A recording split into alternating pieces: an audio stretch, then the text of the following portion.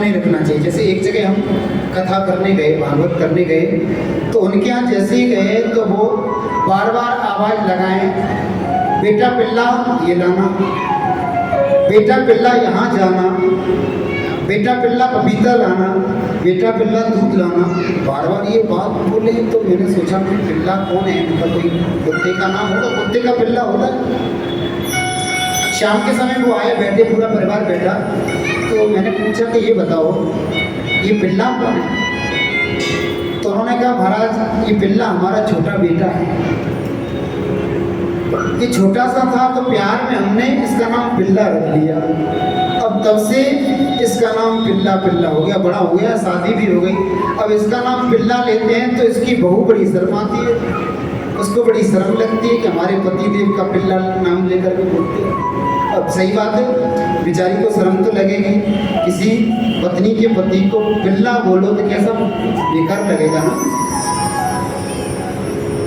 और वो तो ठीक है, वो तो बेचारी सहन कर लेगी, लेकिन कुछ समय बाद उसकी शादी हो गई और बच्चे हो गए, बच्चों की शादी, नाती हो गए, तो नाती बोलेंगे दादाजी पिल्ला, दादाजी पिल्ला, दादाजी आ गए, फिर कैसा लगेगा? तो बच्चों के बच्चियों के नाम सोच समझ के रखना चाहिए। अब बच्चियों के नाम लिखे थे टिंकल, अब टिंकल नाम ठीक है छोटी बच्ची का तो ठीक है, लेकिन जैसे बड़ी हुई दादी बन गई तो टिंकल दादी आ गई, कैसा अजीब लगे। तो बच्चों के नाम ऐसे रखें जो भगवान राम है, श्याम है, कृष्ण है, राघव है, राम जी है, गोविंद है, गोपाल है, ऐसे नाम रखना चाहिए। पहले जो नाम थे ना कितने बढ़िया नाम थे, कितना बढ़िया नाम था, देखो ब्रजमोहन नाम कितना बढ़िया नाम, श्याम कितना अच्छा नाम, मोहन कितना अच्छा नाम, अच्छे नाम है ना। अब आजकल के नामों में पहले के नामों में बहुत अंतर है, कोई नहीं रखते ऐसे नाम।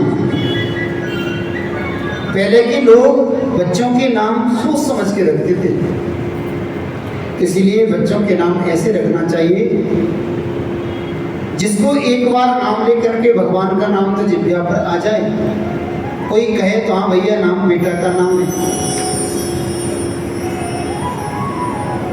इसलिए बच्चों के नाम कुत्ता पिल्लाओं के ऊपर नहीं रखे, सोच विचार करके रखे।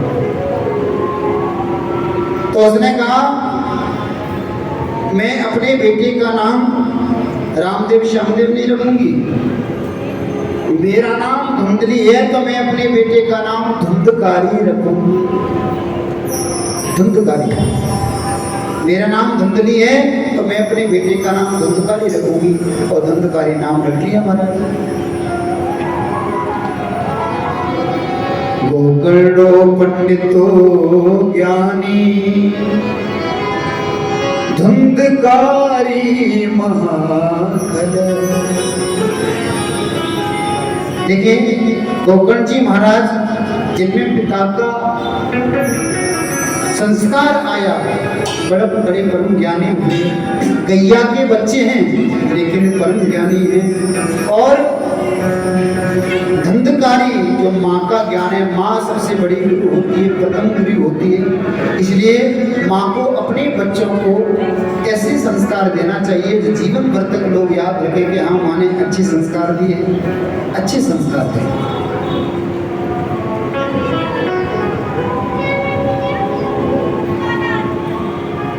धीरे धीरे धुंधकारी बड़ा होने लगा, चोरी करने लगा, डाका डालने लगा, और पिता माता की तो आज्ञा नहीं मानना, जो भी करना है अपने मन के अनुसार करना। देखो संतान अगर पिता और माता की बात माने तो वो पुत्र होता है, ठीक है ना। और जो पिता और माता की बात नहीं माने वो पुत्र नहीं हो सकता, कुपुत्र होता है वो। यानी माता पिता की आज्ञा सर्वोपरि है। सबसे पहला भगवान, घर में माता पिता हैं। आपने अगर माता पिता की बात मान ली तो आपको सब कुछ प्राप्त हो जाएगा, और आपने अगर सब कुछ प्राप्त हो तो भी माँ बाप की बात नहीं मानी तो कुछ भी नहीं है। इसलिए माँ बाप सर्वोपरि है। हमेशा उल्टे काम करता है, चोरी करके लाता है। एक दिन तो माँ से कहने लगा, निकाल कितना धन है तेरे पास, कितना पैसा है। मदिरा पान करने लगा। माँ ने कहा, बेटा मेरे पे क्या रखा है? नहीं बता, जल्दी बता। माँ को जैसे ही मारने दौड़ा, उसी समय माँ ने कुएं में कूद करके अपने शरीर को समाप्त कर दिया। देखो एक के बाद एक के बाद अकाल मृत्यु होगी। देखना पितृ दोष कैसे आता है, प्रेत पीड़ा कैसे होती है, और कैसे श्रीमद् भागवत कथा सुनने के बाद उसकी मुक्ति होती है। श्री वृंदावन बिहारी लाल की।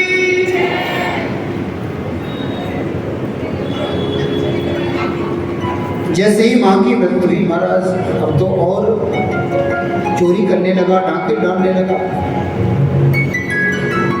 एक दिन तो रात्रि को आता है, पिताजी पर नंबर आ गया, पिताजी बताइए आप पर कितना धन है। देखो जिसको मदिरा की आदत पड़ गई, शराब पीने की आदत पड़ गई, न तो वो माँ को छोड़ेगा ना बाप को छोड़ेगा, क्योंकि उसके अंदर संस्कार ही ऐसे पड़ चुके हैं। अब तो महाराज पिताजी से बोला, पिताजी कितना धन है आपके पास? मैंने कहा, बेटा मेरे पास कुछ नहीं है, जल्दी से निकालो। जैसे ही बोला तो उसी समय पिताजी भी घर छोड़ करके जाने लगे। मरने की इच्छा प्रकट की। उसी समय गोकर्ण जी महाराज आए और गोकर्ण जी महाराज ने उपदेश दिया, अरे पिताजी, कौन किसका पुत्र, कौन किसका बेटा? देहेन समास रुद्रे विमतम त्वजत्वम जया सुतादिस सदा पश्यानिसं जगरिदं क्षणभंगनिष्ठं वैराग्य राग रसिको भवभक्तनिष्ठः धर्मध्वजस्सुतं तजलोकधर्मा सेवश्य साधपुरुषाय कामकृष्णो अन्यस्य दोषगुणचिन्तनमासु मुक्ता सेवा कथारस महोनितरां। हे बेटा, हे जब पिताजी ने कहा कि बेटा मुझे बड़ी गिलानी है, बड़ा कष्ट है, बड़े दुख में हूँ मैं, मुझसे अब सहा नहीं जाता, तब श्लोकों में वर्णना अद्भुत वर्णन किया। पिताजी सर्व धर्मों को त्याग करके आप भगवान की शरण में जाए। गीता में भी वर्णन किया है ना, सर्वधर्मान प्रत्यज्यम मामेकम शरणं व्रज। सभी धर्मों को छोड़कर तू मेरी शरण में आ जाए। दुनिया के सब चीजों, सब दुनिया को छोड़ करके तू मेरी शरण में आ जाता है तो मैं तेरा कल्याण कर देता हूँ। और निरंतर कथा का पान करे, कथामृत का पान करे, कथा को पिए। ऐसा अद्भुत सत्संग जब गोकर्ण जी महाराज ने अपने पिताजी को सुनाया। देखो वो पिता धन्य है जिसका पुत्र पिताजी को इतने अच्छी ज्ञान की बात बोले। वो सौभाग्यशाली पिता होता है जिसका पुत्र उसे उपदेश करे। श्री गोकर्ण जी महाराज बड़ा अद्भुत उपदेश कर रहे हैं। जैसे ही आत्मदेव जी ने उपदेश सुना और सुन करके जंगल की ओर चले जाते हैं, उधर गोकर्ण जी महाराज भी तीर्थयाटन के लिए जाते हैं। अब तो अकेला रह गया महाराज, अत्याचार करने लगा, चोरी करने लगा, डाका डालने लगा। एक दिन तो वो घर में ला करके वेश्याओं को घर में रख लिया। अब जैसे ही वेश्याओं को घर में रखा महाराज, दिन रात्रि को मदिरा पान करके आता है, नशे में धुत होकर के आता है।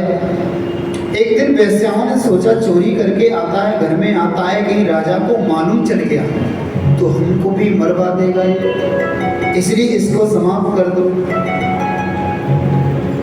क्योंकि भैया ये जिंदगी किराए का घर है, यहाँ किसी का भरोसा नहीं है। कोई भरोसा नहीं इस जिंदगी का, कब कैसे मृत्यु आ जाए। क्या भरोसा इस जिंदगी का, साथ देती नहीं है किसी। क्या भरोसा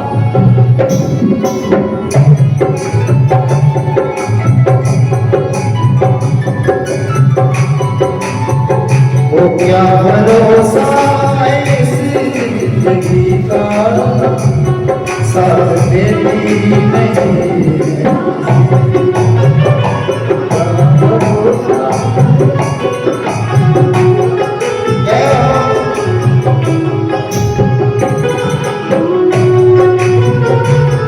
क्या भरोसा इस जिंदगी का, साथ देती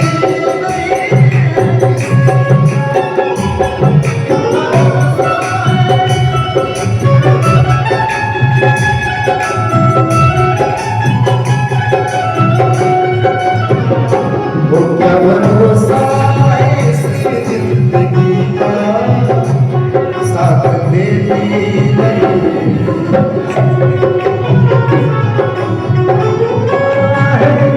जिंदगी का साथ देती नहीं।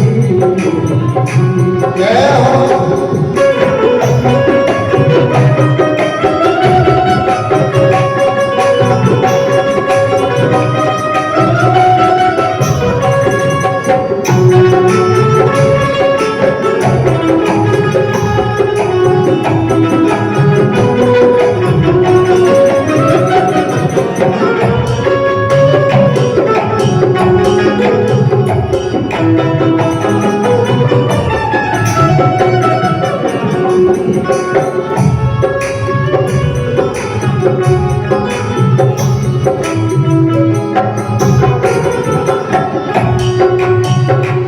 मिट्टी ही मिट्टी पाग भी है, पाग मरने क्यों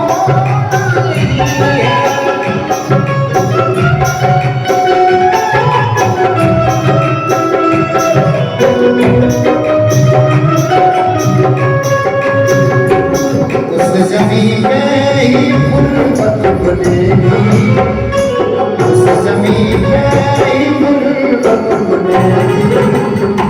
क्या जगह में जगना क्या होता है जिंदगी का, साथ देती नहीं।